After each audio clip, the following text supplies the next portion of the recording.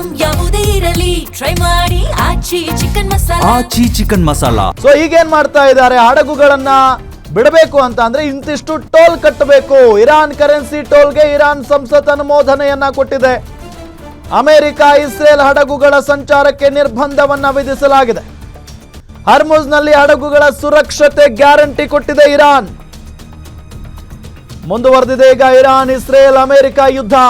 America ಶಿಕ್ಷಣ ಸಂಸ್ಥೆಯನ್ನ ಗುರಿಯಾಗಿಸಿ Iran ದಾಳಿಯನ್ನ ನಡೆಸಿದೆ.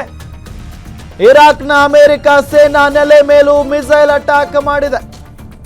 ಇಸ್ಫಹಾನ್ ಮೇಲಿನ ದಾಳಿಗೆ ಇರಾನ್ ಭೀಕರ ಪ್ರತೀಕಾರವನ್ನ ತೀರಿಸಿಕೊಳ್ತಾ ಇರೋದು. ಇಸ್ರೇಲ್ನ ಬೈತ್ ಶೆಮೆಶ್ ಮೇಲೆ ಇರಾನ್ ಅಟ್ಯಾಕ್ ಮಾಡಿದೆ. ಈಗ ಇರಾನ್ ಮೇಲೆ 1,000 kg ಬಂಕರ್ ಬಸ್ಟರ್ ಬಾಂಬ್ ಹಾಕಿದೆ ಈಗ ಅಮೆರಿಕ ಅನ್ನೋದು ಗೊತ್ತಾಗ್ತಾ ಇದೆ.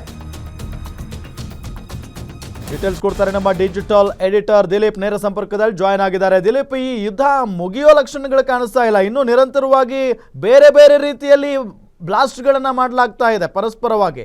ಸೊ ಇದೆಲ್ಲದರ ಜೊತೆಗೆ ಟೋಲ್ ಕಟ್ಟಿ ಹಡಗುಗಳನ್ನು ಮುಂದೆ ತೆಗೆದುಕೊಂಡು ಹೋಗ್ಬೋದು ಅಂತ ಹೇಳ್ತಾ ಇದ್ದಾರೆ. ಅಂದರೆ ಇನ್ನು ಮುಂದೆ ಈ ಸಮಸ್ಯೆ ತಲೆದೂರಲ್ವಾ ಅಂತ ಭಾರತಕ್ಕೆ?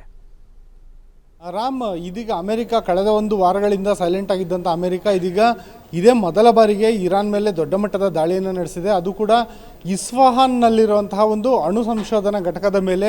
ಅಲ್ಲಿ ಅಣು ಸಂಸ್ಕರಣೆ ಕೂಡ ನಡೀತಾ ಇತ್ತು.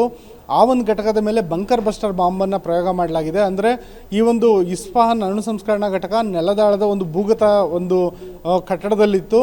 ಹಾಗಾಗಿ ಆ ಕಟ್ಟಡವನ್ನು ಭೇದಿಸಿ ಅದನ್ನು ಧ್ವಂಸ ಮಾಡೋ ಸಲುವಾಗಿ ಸುಮಾರು 1,000 kg ತೂಕದ ಒಂದು ಬಂಕರ್ ಬಸ್ಟರ್ ಬಾಂಬನ್ನು ಒಂದು B-2 ಬಾಂಬರ್ ಮೂಲಕ ಅಮೆರಿಕ ಪ್ರಯೋಗ ಮಾಡಿದೆ. ಈ ಮೂಲಕ ಇಸ್ಫಾನ್ ಅಣುಸಂಸ್ಕರಣಾ ಘಟಕ ಏನಿದೆ ಅದು ಧ್ವಂಸ ಆಗಿರ್ಬೋದು ಅನ್ನೋ ಮಾಹಿತಿ ಇದೆ. ಜೊತೆಗೇನೆ ಅದರ ಪಕ್ಕದಲ್ಲೇ ಬದ್ರ್ ಅನ್ನೋ ಒಂದು ಪ್ರದೇಶದಲ್ಲಿ ಒಂದು ಸೇನಾ ನೆಲೆ ಕೂಡ ಇತ್ತು ಇರಾನ್ದು. ಅಲ್ಲಿ ಶಸ್ತ್ರಾಸ್ತ್ರಗಳನ್ನು ಸಂಗ್ರಹಿಸಿಡಲಾಗಿತ್ತು. ಅದ್ರ ಮೇಲೆ ಕೂಡ ದಾಳಿ ನಡೆದಿದೆ ಅನ್ನೋ ಮಾಹಿತಿ ಬಂದಿದೆ. ಅಮೆರಿಕ ಮತ್ತು ಇಸ್ರೇಲ್ನ ಜಂಟಿ ದಾಳಿ ಇದು.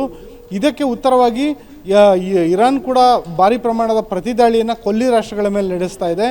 ಜೊತೆಯಲ್ಲೇನೆ ಮುಂದಿನ ದಿನಗಳಲ್ಲಿ ಹರ್ಮುಜ್ ಜಲಸಂಧಿ ಏನಿದೆ ಆ ಜಲಸಂಧಿಯಲ್ಲಿ ಒಂದು ರೀತಿ ಟೋಲ್ ವಿಧಿಸೋದಕ್ಕೆ, ಅಂದರೆ ತನ್ನ ಮಿತ್ರ ರಾಷ್ಟ್ರಗಳನ್ನು ಹೊರತುಪಡಿಸಿ ಇನ್ನು ಮಿಕ್ಕಂಥ ರಾಷ್ಟ್ರಗಳಿಗೆ ಒಂದು ರೀತಿ ಟೋಲನ್ನು ವಿಧಿಸಿ ಅವ್ರನ್ನ ಆರ್ಥಿಕವಾಗಿ ಕಟ್ಟಿ ಹಾಕುವಂಥ ಕೆಲಸಕ್ಕೆ ಇರಾನ್ ಮುಂದಾಗ್ತಾ ಇದೆ. ರಾಮ್, ಓಕೆ, ಥ್ಯಾಂಕ್ ಯು ತಮ್ಮೆಲ್ಲ ಮಾಹಿತಿಗಾಗಿ.